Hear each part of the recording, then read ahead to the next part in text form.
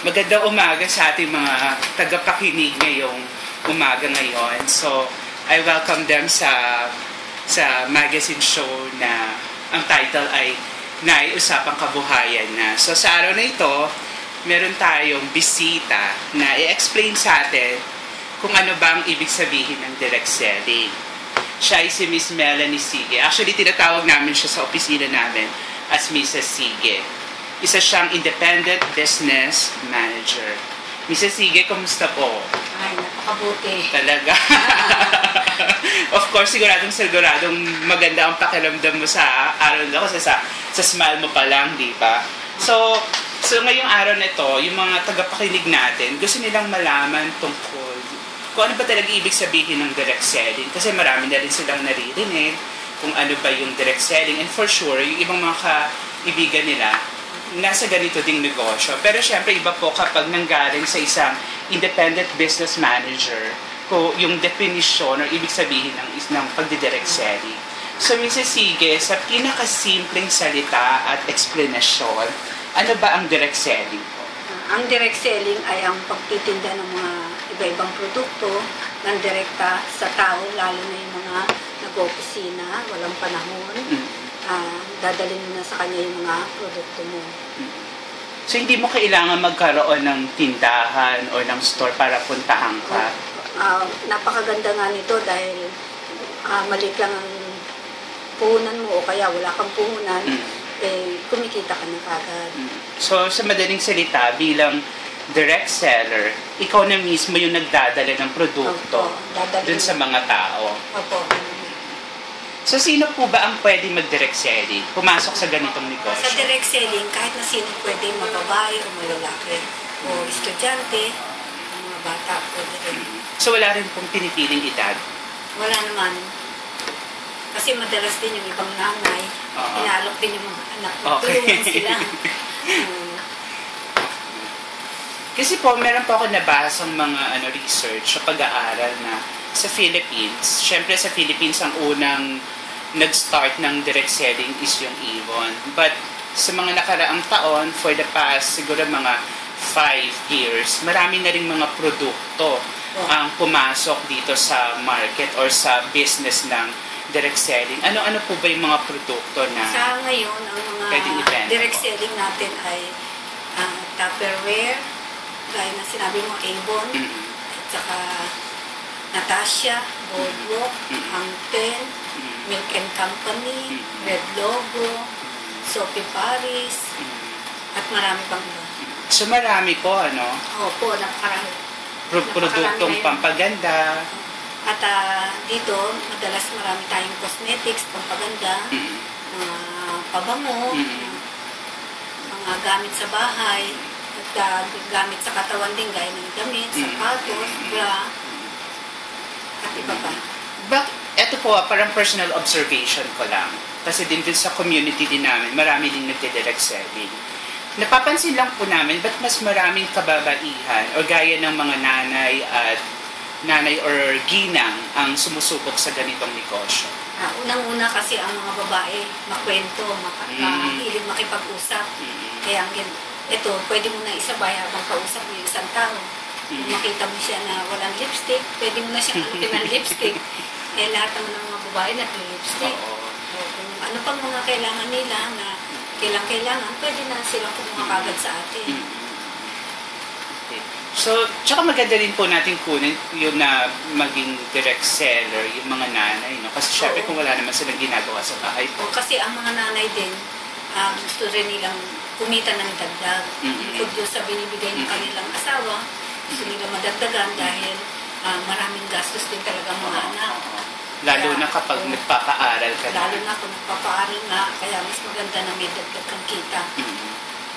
So kung yung, let's say, yung isang ginang, na simpleng ginang lang, walang trabaho, nasa bahay lang, nakikinig lang sa radyo, katulad ngayon, kung gugustuhin niya pong pumasok sa ganitong negosyo, sa pagdidirect selling, ano po yung magsisilbing puhunan niya? Sa totoo, hindi niya kailangan maglabas ng puhunan. Kasi dito... Puhunan as in pera po? Ng pera, Kasi dito, basta meron ka lang dalawang picture, ID, at saka billing address, patunay na kung saan ka nakatira, pwede ka na nilang pautangin. So, ito po yung mga requirements para makapasok. Oo, yan naman kailangan nyo. Kasi ang mga ibang kumpanya, ang tinitingnan lang, tiwala. Magtitiwala siya sa iyo. At kung ikaw naman marunong magbayad at kumuha ng maayos, tuloy-tuloy na yan. Pero meron din po, di ba, kung mga ibang parang direct selling agency na kahit paano, kahit maliit na amount, nagbibigay ka rin, naglalabas ka rin. Meron namang ibang kumpanya na hindi ka kagad pautangin. Kasi gusto nila, subukan muna. Sa umpisa, magbabayad ka muna at titingnan nila kung maganda ang pagbabayad mo bago ka nila pautangin. So, ibig sabihin, kapag nakaranas sila ng mga ganitong sitwasyon, hindi sila dapat madidisappoint. Oo. Napakaganda talaga ng negosyo nito. Kaya, pag-aralan nyo lang yung mga patakaran. Katulad nga po na sinabi nyo kanina, di ba, pag direct selling, parang kung ikaw yung direct seller, dinadala mo yung mga produkto dun sa mga tao po. At sa ganung paraan, ibig sabihin, nagtitinda ka talaga. Yun talaga yung pinaka-core or yung puso ng trabaho na to. Pagtitinda po talaga. So, ang susunod... At sabay na rin ang pakikipagkaibigan. Okay. Nalilibang ka na rin. At marami ka rin matututunan sa mga nakakausap.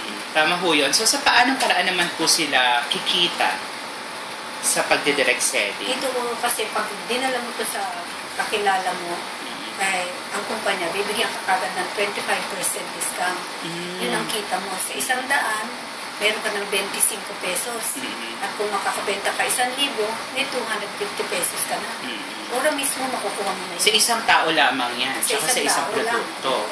Paano kung let's say, sa isang araw, meron kang 10 kliyente, makapagbenta ka ng isang produkto, di 25 times 10, 250 a day. So, tas dagdagan mo pa ng dalawa pa, 25, aabot na siya ng 300. So, pwede po ba nating sabihin na kapag nagsipag ka dito, kumita ka ng ganong kahalaga, mas malaki pa yung kikitahin mo kesa dun sa isang ginang na nagtatrabaho sa isang opisina lang. Ako, lalo na kung nagugustuhan nila yung produkto mo. At ito naman talaga namang quality ang tinitinda natin. Talagang nabibili at pabalik-balik. Pabalik-balik silang kumukuha sa'yo. Once na maubos, bibili na naman sila. Kaya, ang kita natin, tuloy-tuloy. Maganda yun. Opo. Saka, kung dadagdagan mo ng panahon, sisipagin mo, siyempre, magmumultiply yan. Pero po, di ba po merong aspeto po yung direct selling na nagre-recruit ka rin ng miyembro? Ay, ako. Isa po ba itong optional or option para kumita ka rin or madagdagan din po yung kita ninyo? May panahon din na ang isang tao gusto rin magtinda. Kaya mas maganda, i-recruit mo siya kasi una, matutulungan na siyang kumita rin. Pangalawa, meron ka rin namang matatanggap na rebate. So, minsan naman din, at hindi masyado siyang kilala, mabuti idiretso mo na siya sa kumpanya para matuto rin siya magnegosyo. Ikaw naman, wala ka naman sagot. So, yun pala po ba din yung isang kagandahan ng pagdidirect selling? Kumbaga, hindi ka lang kumikita, iniinganyo mo pa rin yung ibang tao na kumita at magnegosyo.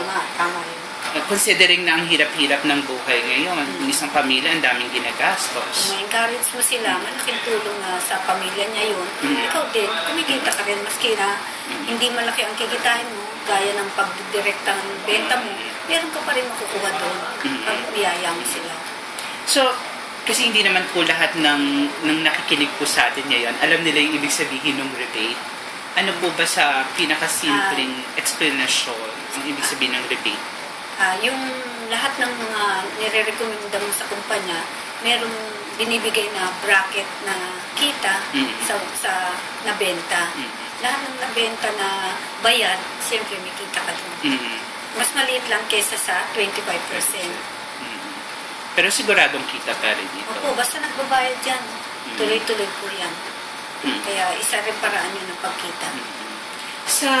Sa ano nyo po, sa story nyo po bilang isang direct seller, paano po kayo nag-umpisa? Sa maikling explanation lang, pagkukwento, nag-umpisa po ba kayo ng maraming produkto agad, yung tinitinda, o nagsimula lang kayo sa isa lang? Siyempre, kailangan mag-umpisa ka muna sa isa. Pag kayo marunong na talaga sa isang hawak mo, saka ka na lang mag-ano ng iba kung kailangan. Pero iba talaga yung nagpo-focus ka sa isa para lumaki ng lumaki ang benta mo.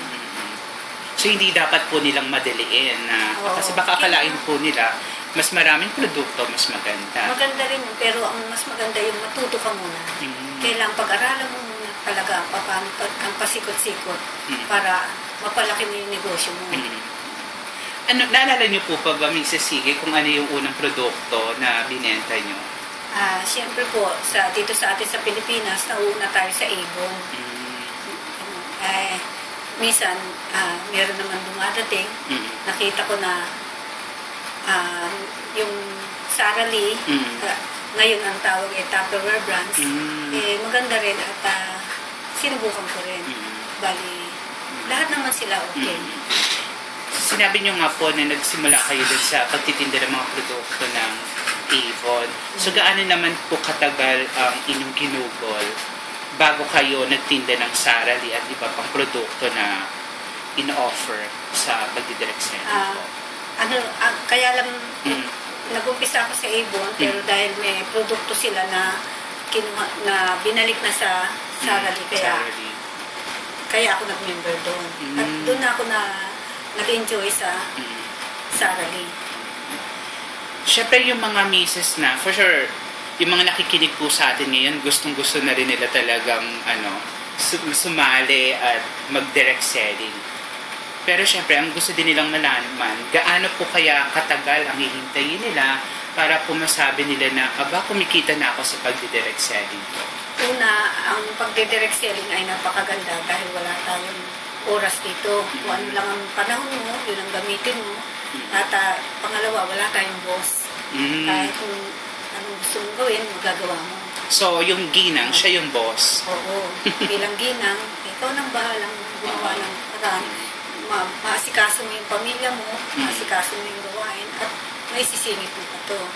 Pangalawa, sa kita naman dito, makabenta ka lang ng isang produkto, halimbawa 100, meron ka ng 25% doon, may 25 pesos ka na. So, kung gagawin mo 1,000, may 250 ka na. Kung sisipagin ka, 10,000 ang kitain mo sa isang araw, mga 2,000, tama ba?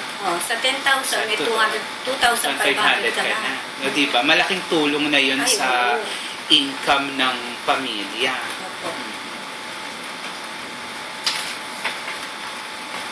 So, syempre po yung direct selling, di ba, parang kapareho din naman siya ng mga iba pang mga negosyo, di ba? Whether boss ka or empleyado ka lang, kailangan talaga niya ng sipag at tiyaga po. So, meron po ba mga estratehiya or paraan para maibenta ng mabilis at maayos yung mga produkto gaya ng Tupperware? Meron po ba? Siyempre, pag ikaw nagtitinda, magdadala ka ng catalog. Parating na sa bag mo yan. Dala-dala mo. Pag may kausap mo, ipakita mo. Piliin mo sila. At yun ang i-deliver mo. Pero maganda rin kung may dala ka ng produkto, pag nakita nila na gustuhan, kukunin ka agad. So, tapos aside from na kailangan may dala-dala ka pang catalog, ano pa po dapat? Siyempre, hindi mo dapat kalimutan yung produkto. Oo, yun nga. Maganda rin kung dala mo na kagad yung produkto. Kailangan po ba na, Mrs. Sige, na alam mo yung produktong binibenta mo? Siyempre, pag pumasok ka dito, number 1 talaga, product knowledge. Lahat, kung pwede, subukan mo siya. Subukan mo siya. Subukan mo yung produkto, marami ka masasabi sa tao. Tapos, pwede mo rin i-recommend, di ba? Oo, at saka yung kumpanya, kailan tingnan mo kung tatag siya, kung maayos ang produkto niya.